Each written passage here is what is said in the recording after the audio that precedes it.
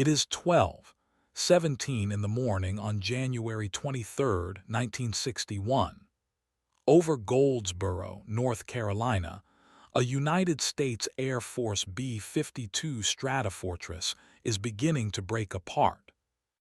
The aircraft has been on a routine airborne alert mission, one of hundreds flown every week by Strategic Air Command as part of America's nuclear deterrence posture. It carries two Mark 39 thermonuclear bombs. Each bomb has a yield of approximately 3.8 megatons, roughly 250 times the explosive power of the weapon dropped on Hiroshima.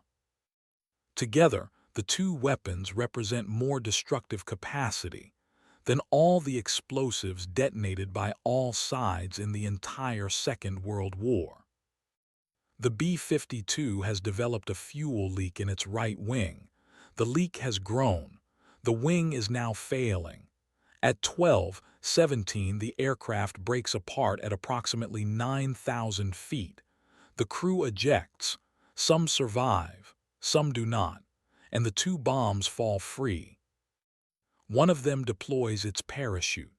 It descends slowly in a long arc toward the farmland below, toward the tobacco fields and the pine forests and the scattered houses of Wayne County, North Carolina. Later, a government nuclear safety engineer will write a report about what happened next. He will conclude that the bomb had passed through all but one of its arming steps, that a single low-voltage switch, a component that cost less than $2, was the only thing standing between rural North Carolina and a nuclear detonation that would have been, by any measure, one of the most catastrophic events in American history. The report will be classified for 52 years. The United States has had at least 32 documented accidents involving nuclear weapons since 1950. The military calls them broken arrows. They happen when nuclear weapons are involved in fires, crashes, explosions, or other accidents that create the risk of unauthorized or accidental detonation. Most Americans have never heard of any of them. The Goldsboro incident of January 1961 is the most dangerous broken arrow in American history. It is the one that came closest, by the assessment of the government's own engineers, to actual detonation. And it is the one whose true nature was most systematically obscured by official statements that were, in the precise sense of the word, untrue. The government did not lie about whether the accident happened.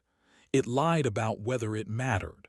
Those are different lies, and the second one is, in some ways, more troubling than the first.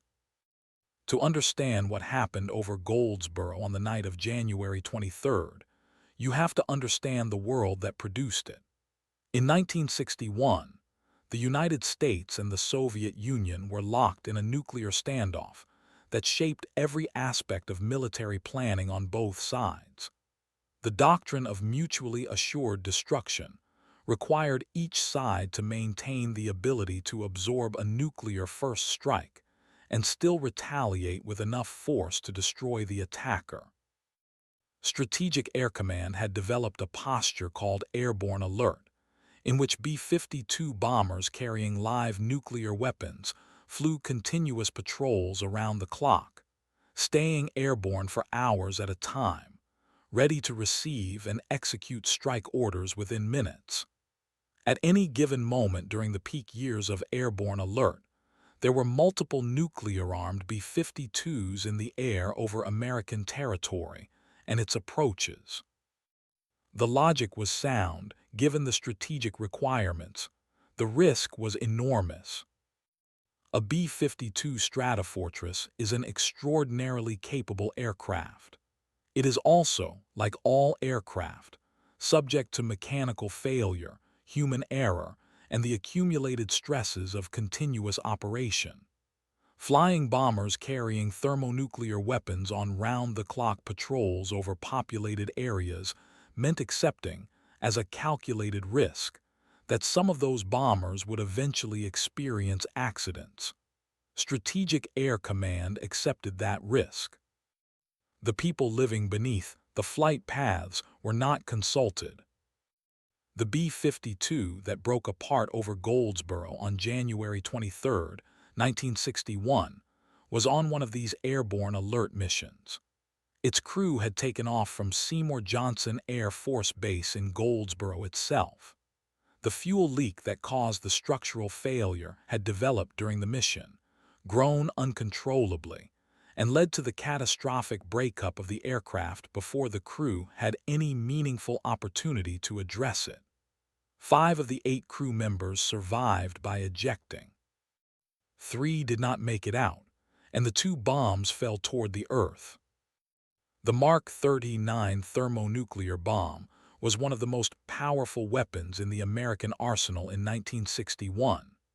A yield of 3.8 megatons means an explosion approximately 250 times more powerful than Little Boy. The bomb dropped on Hiroshima on August 6, 1945, which destroyed 5 square miles of city and killed between 70 and 80,000 people instantly. A Mark 39 detonated over rural North Carolina would have produced a fireball visible from Washington. The blast radius would have encompassed multiple counties. The fallout, depending on wind conditions, could have reached the eastern seaboard. The 2 bombs fell along different trajectories. The first bomb deployed its parachute and descended relatively slowly, landing in a tree in a field near the town of Faro. When recovery teams reached it, they found that it had cycled through several of its arming steps during the fall. The second bomb did not deploy its parachute. It hit the ground at high speed in a marshy field, disintegrated on impact, and buried itself in the soft earth to a depth of approximately 20 feet. Recovery teams would spend weeks excavating the site. The uranium core was never recovered. It remains in the ground in Wayne County, North Carolina, to this day. The Air Force purchased an easement on the land to prevent anyone from drilling there. The official statements that followed the accident were carefully worded. The Air Force confirmed that a B-52 had crashed and that 2 nuclear devices had been released. It stated that the weapon's safety mechanisms had prevented any possibility of nuclear detonation. Secretary of Defense Robert McNamara visited the site and made public statements consistent with this framing. The classified investigation told a different story. Parker Jones was a nuclear safety engineer at Sandia National Laboratories. In 1969, Jones wrote an internal report on the Goldsboro incident titled Goldsboro Revisited, or How I Learned to Mistrust the H-Bomb. The title was a reference to Stanley Kubrick's film Dr. Strangelove. Jones was, in his own way, making a point. The report stated that the first bomb had passed through all but one of its arming steps. The weapon had been, in Jones's assessment, ready to detonate. The single mechanism that had prevented detonation was a simple low-voltage switch, a component whose failure mode under the stress of an aircraft breakup was not, Jones noted with some precision, impossible. He wrote that the bomb had come ready to go. The report was classified. It remained classified for 44 years after Jones wrote it, and 52 years after the accident itself. In 2013, investigative journalist Eric Schlosser filed a Freedom of Information Act request and obtained a partially declassified version of the Jones report. The Guardian newspaper published it on September 20, 2013. Jones had been dead since 2002. He could not respond, but his report said what it said. The Goldsboro incident did not exist in isolation. It was part of a pattern that the American government had been managing since the beginning of the nuclear age. In 1958, a B-47 collided with an F-86 over South Carolina and jettisoned a Mark 15 nuclear bomb into the waters off Tybee Island, Georgia. The bomb was never recovered. It is still there. Also in 1958, a B-47 accidentally dropped a nuclear weapon on the garden of Walter Gregg in Mars Bluff, South Carolina.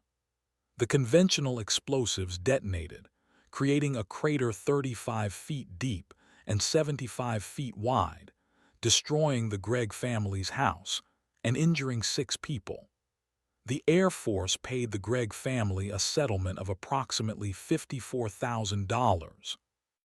In 1966, a B-52 collided with a refueling tanker over Palomares, Spain, and released 4 hydrogen bombs. 2 of the bomb's conventional explosives detonated on impact, scattering plutonium across several square miles of Spanish farmland. The plutonium contamination at Palomares required an extensive cleanup operation that the Spanish and American governments were still negotiating over decades later. In 1968, a B-52 crashed near Thule Air Base in Greenland, causing the conventional explosives in all 4 nuclear weapons aboard to detonate and scattering radioactive material across the sea ice. Each of these incidents was managed. Each of them was classified, minimized, or acknowledged only in the most carefully controlled terms. Each of them represented a moment at which the safety systems of the American nuclear arsenal had been tested by real-world conditions and had, by varying margins, held. The margin at Goldsboro was thinner than any of the others. In the aftermath of the 1961 accident, the Kennedy administration ordered a comprehensive review of nuclear weapons safety. New safety requirements were established. Weapons were retrofitted. The permissive action link, a coded switch system that prevents unauthorized arming of nuclear weapons, was accelerated in its development and deployment. These were genuine improvements. They were also improvements made after the fact, after a bomb had fallen on North Carolina and come within a single switch of detonating. The farmer on whose land the first bomb landed, a man named Adam Maddox, had watched the parachute descend from his farmhouse. He walked out to the field and found a large metal object hanging from a tree. He waited for the authorities to arrive. He farmed that land for the rest of his life.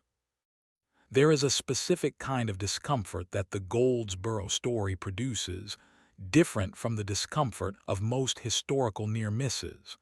Most near misses involve human decisions made under pressure.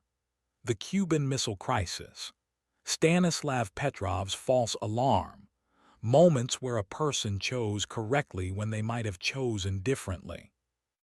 Goldsboro is different. At Goldsboro, there was no decision. The single switch that prevented detonation was not operated by a person making a judgment call. It was a passive mechanical component that either held or did not hold, and on January 23, 1961, it held. The margin between history as it happened and history as it might have happened was not a person. It was a $2 switch. This is the detail that the official statements of 1961 were most carefully designed to obscure.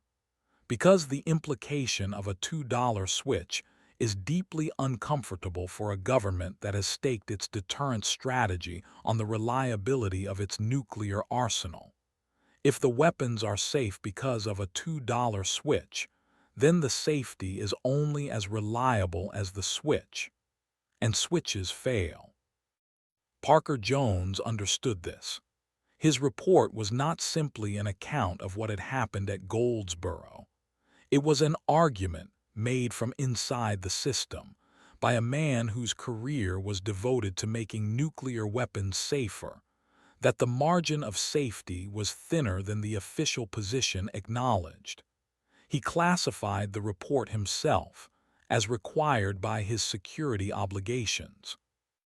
But he titled it with a reference to a satirical film about the absurdity of nuclear strategy, and he wrote it in language that left no ambiguity about his conclusions. It was the act of a man who wanted the truth on record, even if the record was locked away. The record was locked away for 44 years. When it emerged in 2013, the world had changed enough that the response was more curiosity than panic. The Cold War was over. The airborne alert program had been suspended in 1968 and never fully resumed. The specific weapons involved had long since been retired. The safety systems of modern nuclear weapons are substantially more sophisticated than those of 1961. But the weapons still exist. Approximately 13,000 nuclear warheads remain in the arsenals of the world's nuclear states. They are transported, maintained, and operated by human beings in systems that are, by definition, imperfect. The probability of any single accident resulting in detonation is low. The number of opportunities for that low probability to express itself, accumulated across decades and thousands of weapons and millions of operational hours, is not. The uranium core of the second Goldsboro bomb is still in the ground in Wayne County, North Carolina. The Air Force easement on the land prevents drilling. Monitoring continues. The contamination is assessed as minimal and the risk as manageable. Manageable is the word that appears most often in the official documents about Goldsboro. It is a word that means, we got away with it. It does not mean it could not have gone the other way.